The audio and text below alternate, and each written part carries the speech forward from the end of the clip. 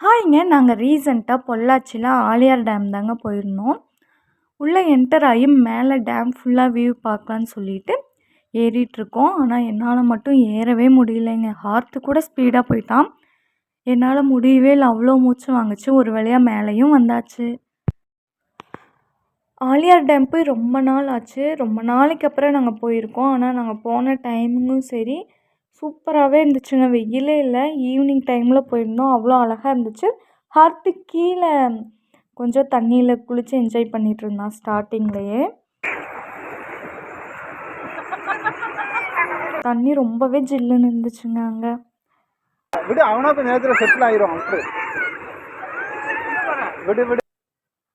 போட்டிங்காக தாங்க நாங்கள் கீழே போயிருக்கோம். இது வந்து ரீசெண்டாக தான் ஓப்பன் பண்ணியிருக்காங்க கோவிடுக்கு அப்புறம். பட் இது செம்ம எக்ஸ்பீரியன்ஸுங்க. கண்டிப்பாக நீங்கள் இங்கே போனீங்கன்னா இந்த போட்டிங் மறக்காமல் நீங்களும் ட்ரை பண்ணுங்கள். நாங்கள் வெயிட் பண்ணிகிட்ருக்கோம்.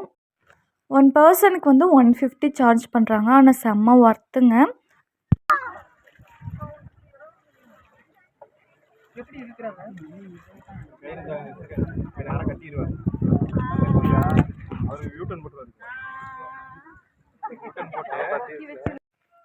போட் வந்துருச்சுங்க. நாங்கள் ஏற போகிறோம்.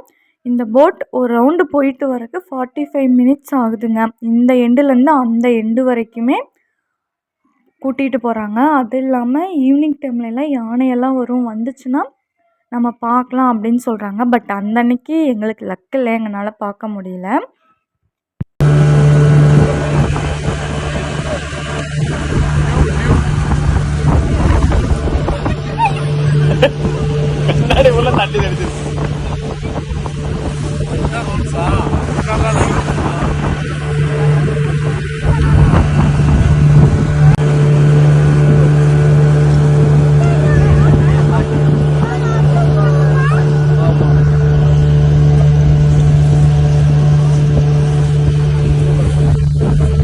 உங்களுக்கு பார்த்தாவே தெரியும் எவ்வளோ சூப்பராக இருக்குன்னு சொல்லிட்டு.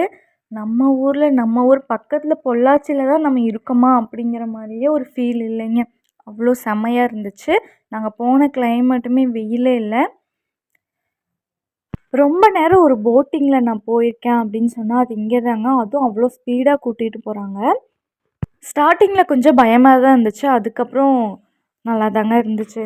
டேமுக்கு வந்துட்டு மீன் சாப்பிடாம போனால் எப்படிங்க? கீழே போயிட்டு நல்லா மீனெல்லாம் சாப்பிட்டு கிளம்பிட்டோம். Okay bye. நெக்ஸ்ட் வீடியோவில் பார்க்குறேன்.